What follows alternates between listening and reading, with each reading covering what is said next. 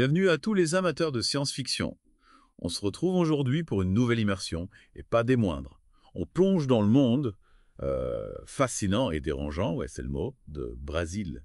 Ce film culte de Terry Gilliam. Ah, Brésil. On va décortiquer ensemble, bien sûr, l'intrigue, mais on va surtout se pencher sur les thèmes qui ont fait de ce film une œuvre intemporelle. Oui, oui. La satire politique, l'omniprésence de la technologie, l'évasion par le rêve, et bien sûr, la quête d'identité de notre héros, Sam Lowry. Accrochez-vous, ça va décoiffer. Ah, Brazil, un film qui vous marque. Oui, c'est ça. Ce qui est fascinant, c'est comment Gilliam arrive à mélanger l'humour noir et la critique acerbe de la société. On rit, mais un rire un peu gêné, parce qu'on reconnaît des aspects de notre propre réalité dans cette dystopie absurde. Absolument. Et c'est d'autant plus troublant que le film, il date de 1985. On pourrait croire qu'il a été tourné hier, tellement ces thèmes résonnent avec notre époque. Prenons la technologie, par exemple. Omniprésente, souvent défaillante, elle sert avant tout à contrôler les individus. Oui, et cette technologie, elle est présentée de manière tellement grotesque. Ah oui. Ces machines archaïques, ces tuyaux qui traversent partout, ces gadgets inutiles. Et Gilliam nous montre que le progrès technologique, s'il n'est pas maîtrisé, peut devenir un outil d'oppression et d'aliénation. Et cette aliénation, on la retrouve aussi dans la bureaucratie kafkaïenne qui régit ce monde. Le moindre papier devient un prétexte à des procédures interminables, des formulaires absurdes. L'individu est broyé par la machine administrative. Ce qui est intéressant, c'est que cette bureaucratie, elle est montrée comme puissante et incompétente à la fois. C'est ça, ouais. Une simple erreur typographique peut déclencher une cascade d'événements absurdes et tragiques, comme l'arrestation du mauvais homme au début du film. Exactement. Et c'est là que notre héros, Sam Lowry, entre en scène. Un homme ordinaire, un peu rêveur, qui se retrouve, malgré lui, pris dans cet engrenage infernal. Sam est un personnage fascinant. Il est passif au début, résigné, mais il a aussi une soif d'évasion, un désir de liberté qu'il nourrit à travers ses rêves. Ah, les rêves. Oui, C'est un élément central du film. Sam s'évade dans un monde onirique, où il devient un héros ailé, capable de voler et de sauver la femme de ses rêves. c'est là que Gilliam, il est génial dans sa mise en scène. Il nous plonge dans des univers visuels uniques, oniriques, dystopiques. On passe de la froideur métallique du monde réel à la beauté étrange des rêves de Sam, avec des transitions fluides qui brouillent les frontières entre réalité et imagination. Et cette confusion, elle est renforcée par le personnage de Jill, la femme que Sam rencontre dans ses rêves. Est-elle réelle ou est-elle une projection de son désir? Le film entretient le mystère. Ce qui est intéressant avec Jill, c'est qu'elle représente à la fois l'espoir et le danger pour Sam. Elle incarne la possibilité d'une vie différente, d'un monde meilleur. Mais elle est aussi une rebelle, une fugitive traquée par le système. Leur relation est vouée à l'échec dès le départ. Exactement. Et c'est là que le film nous pose une question cruciale. Est-il possible de s'échapper d'un système aussi tentaculaire taille? Sam cherche une issue à travers ses rêves, à travers Jill, mais le système semble toujours le rattraper. C'est une question qui reste ouverte et c'est ce qui rend Brésil si puissant.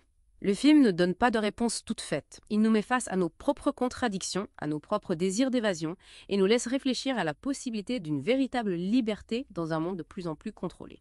Et justement, en parlant de contrôle, le film nous montre une société obsédée par l'apparence. La chirurgie esthétique omniprésente, les gens en train de se refaire le visage, le corps. C'est une caricature de notre société actuelle avec ses dictats de beauté irréalistes. Absolument. J.M. dénonce la superficialité de cette société obsédée par le paraître, où l'individu est réduit à une image, un produit de consommation. On se conforme à un idéal artificiel, on perd son individualité et le système en profite pour mieux nous contrôler. Et ce contrôle est renforcé par le ministère de l'Information, un organisme tout-puissant qui surveille les moindres faits et gestes des citoyens. On est en plein dans le 1984 de George Orwell, avec une ambiance totalitaire et une surveillance constante. L'influence d'Orwell est indéniable, mais J.M. va plus loin en intégrant des éléments de satire et de surréalisme. Son film est une dystopie absurde et grotesque, où l'humour noir sert à dénoncer les dérives de notre monde. Et parlons de cette technologie si particulière dans Brésil. On est loin des vaisseaux spatiaux et des lasers futuristes. On a plutôt des machines archaïques, encombrantes, qui fonctionnent mal la plupart du temps. C'est une des originalités visuelles du film. Gilliam utilise une esthétique, on appelle ça rétrofuturiste, qui mélange des éléments des années 40 et 50 avec une technologie futuriste mais défectueuse. Cette juxtaposition crée une atmosphère étrange, à la fois familière et dérangeante. C'est vrai, on a l'impression que le progrès technologique, au lieu d'améliorer la vie des gens, ne fait qu'aggraver les problèmes et renforcer le contrôle du système. Exactement. La technologie d'Embrasil est un outil de répression et de déshumanisation. Elle sert à aliéner les individus, à les rendre dépendants du système. On retrouve d'ailleurs ce thème de la dépendance dans la relation entre Sam et Jill, la femme de ses rêves. Oui, la relation est complexe et ambiguë. Jill représente l'espoir pour Sam, la possibilité d'une vie différente. Mais elle est elle-même une victime du système, une fugitive traquée par le ministère de l'Information. Leur histoire d'amour est donc vouée à l'échec dès le départ. Et c'est là qu'on arrive à l'un des aspects les plus troublants de Brasil. Le final de Brasil est sujet à de multiples interprétations. Est-ce une véritable échappatoire pour Sam ou est-ce une ultime illusion? Gilliam laisse le spectateur libre de décider. C'est une fin ouverte qui nous laisse avec beaucoup de questions. Mais avant de conclure, j'aimerais revenir sur quelques moments forts du film. Bien sûr, quels moments vous ont particulièrement marqué d'Asset? Je pense notamment à la scène où Sam se fait passer pour un réparateur afin d'accéder à l'appartement de Jill. C'est une scène à la fois comique et tragique qui montre bien l'absurdité du système et la détermination de Sam à retrouver la femme de ses rêves. C'est une scène emblématique du film qui illustre bien le mélange d'humour noir et de critique sociale propre à Gilliam. On peut aussi citer la scène de torture de Sam qui est une représentation glaçante de la violence inhérente au système. Oui, c'est une scène difficile à regarder, mais qui montre bien jusqu'où peut aller le pouvoir quand il est incontrôlé. Et bien sûr, il y a la scène finale, avec cette image de Sam enfermé dans sa folie, seul avec ses rêves. Une fin tragique et ambiguë, qui nous laisse avec un sentiment de malaise et de désespoir. Brasil est un film qui nous force à réfléchir sur notre propre société, sur les dangers du conformisme et de l'apathie. C'est un film puissant et inoubliable qui continue de résonner aujourd'hui. Absolument, et j'espère qu'il continuera d'interpeller les générations futures. Alors, prêt à plonger un peu plus en profondeur dans ce chef-d'œuvre de la science-fiction? Absolument, j'ai hâte d'explorer avec vous les subtilités de ce film fascinant. On a déjà bien décortiqué l'univers de Brasil, mais j'aimerais qu'on s'attarde un peu plus sur le personnage de Sam Lowry. C'est vraiment lui qui est au cœur du film, et son évolution est captivante. Ce qui est fascinant avec Sam, c'est qu'il est un personnage ordinaire et en même temps un anti-héros.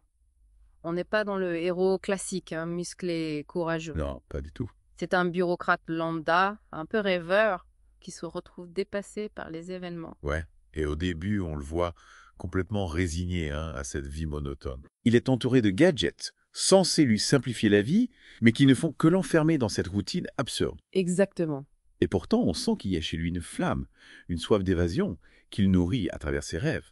C'est sa seule échappatoire à la grisaille du monde réel. Oui, et c'est dans ses rêves qu'il rencontre Jill. Ah, Jill. La femme idéale, l'incarnation de tous ses désirs. C'est ça. Leur rencontre est magnifique. On sent chez Sam une vraie fascination, un besoin de la retrouver, de la sauver de ce monde hostile. Oui, mais cette quête, elle est vouée à l'échec dès le départ. Jill représente un idéal inaccessible, un rêve qui se heurte à la réalité du système. Exactement. Leur relation, c'est une métaphore de la lutte de l'individu contre ce pouvoir oppressif. Sam, malgré ses efforts, il ne parvient pas à s'affranchir du système. Et c'est là que le film devient intéressant. Sam, au contact de Jill, il commence à se rebeller. Il ose défier l'autorité, se mettre en danger pour la sauver. On assiste à une transformation du personnage. De bureaucrate passif, il devient un rebelle, un héros malgré lui. Ouais, et cette transformation s'accompagne d'une prise de conscience. Sam réalise l'absurdité du système, la violence, l'aliénation qu'il impose. Et c'est là que le film nous interroge. Est-il possible de se rebeller contre un système si puissant? Sam, malgré son courage, il semble finalement broyé par la machine. Oui, et puis la fin du film est très ambiguë. On ne sait pas si Sam s'échappe vraiment ou si c'est une illusion, une fuite dans la folie. Ah oui, c'est ça. C'est la force de Brasil. Gilliam nous laisse le choix de l'interprétation. On peut y voir une critique acère de la société moderne, une vision dystopique sans concession. Ou alors une lueur d'espoir, une ode à la résistance, à l'imagination. Oui, c'est ça. Et cette ambiguïté est renforcée par la mise en scène. On a ces allers-retours entre le monde réel, froid, oppressant, et l'univers onirique de Sam, plus coloré, plus poétique. Gilliam utilise des effets spéciaux, des trucages visuels qui accentuent cette confusion. On est sans cesse ballotté entre le réel et le rêve. On se demande où est la vérité. Et au milieu de tout ça, il y a cet humour, omniprésent, mais jamais gratuit. L'humour noir de Gilliam sert à dénoncer l'absurdité du système, la bêtise des bureaucrates, la superficialité de cette société. C'est un humour qui fait réfléchir, qui déstabilise, qui nous met mal à l'aise. On rit, mais on réalise que le sujet est grave, que le danger est réel. C'est ce qui fait de Brasil un film intemporel. On se reconnaît dans les angoisses de Sam, dans ses désirs d'évasion, dans sa lutte contre un système qui nous dépasse. Absolument. Brasil nous force à réfléchir à notre propre condition, à notre rapport au pouvoir, à la technologie, à la liberté. Oui, à ces questions essentielles. Est-il possible de s'échapper du système Wenji? Comment préserver notre individualité dans un monde uniformisé? Et c'est peut-être le message le plus important du film, ne jamais renoncer à rêver, à imaginer un monde meilleur, même si ce rêve semble impossible à atteindre. On a parlé de la technologie, de la bureaucratie, de l'amour impossible. Mais il y a un autre élément crucial dans Brasil. L'humour. C'est un humour noir, grinçant, parfois absurde, mais terriblement efficace. Oui, l'humour est une des marques de fabrique de Terry Gilliam. Dans Brésil, il l'utilise comme une arme. Pour dénoncer l'absurdité du système, la bêtise humaine, la folie du monde moderne. Et cet humour fonctionne à merveille. On rit, mais on est mal à l'aise. On rit jaune parce qu'on reconnaît des aspects de notre propre réalité, dans cette dystopie grotesque. Prenez par exemple la scène où Sam essaie de commander un repas au restaurant. Oui. C'est une succession de quiproquos, de dialogues absurdes, de situations cocasses, Oui, c'est ça. qui illustrent parfaitement l'aliénation de l'individu dans un monde déshumanisé. Ou la scène où Sam s'est fait passer pour un réparateur pour accéder à l'appartement de Jill. C'est drôle et pathétique à la fois. On voit la détermination de Sam, mais aussi l'absurdité du système, qui l'oblige à recourir à ses subterfuges. Ce qui est fascinant, c'est que Gilliam arrive à nous faire rire de choses graves. Il pointe du doigt les travers de société, la bureaucratie, la surveillance, la technologie, mais il le fait avec un humour décapant, Oui, c'est ça. qui rend la pilule plus facile à avaler. Et cet humour noir, il est d'autant plus efficace qu'il est contrebalancé par des moments de pure poésie visuelle. Les rêves de Sam, par exemple. C'est une beauté saisissante. Un contraste avec la laideur du monde réel. Exactement. Gilliam, c'est un maître de l'image. Il crée des univers visuels uniques, baroques, oniriques, qui marquent les esprits. On pense à l'architecture du ministère de l'Information, aux costumes des bureaucrates, aux gadgets, Oui, oui. qui peuplent ce monde étrange. Et la musique. La bande originale de Brasil, c'est un chef-d'œuvre. Ah oui? Ce mélange de samba brésilienne et de musique classique. Ça crée une atmosphère à la fois festive et inquiétante. Absolument. La musique, elle est cruciale dans l'ambiance de Brésil. Elle accentue les contrastes, souligne la tension, sublime les rêves. Brasil est un film qui sollicite tous nos sens. Hmm. C'est une expérience immersive totale, qui nous transporte dans un autre monde, un monde fascinant et terrifiant à la fois. Et un film qui laisse son trace. On en sort bouleversé avec des questions, avec l'envie d'en parler, de partager, de débattre. Alors on vous invite, chers auditeurs, à poursuivre le débat. Qu'avez-vous pensé de Brasil? Quel message en avez-vous tiré? Partagez vos réflexions, vos analyses, vos coups de cœur. L'univers de Terry Gilliam, c'est un terrain de jeu infini pour l'imagination.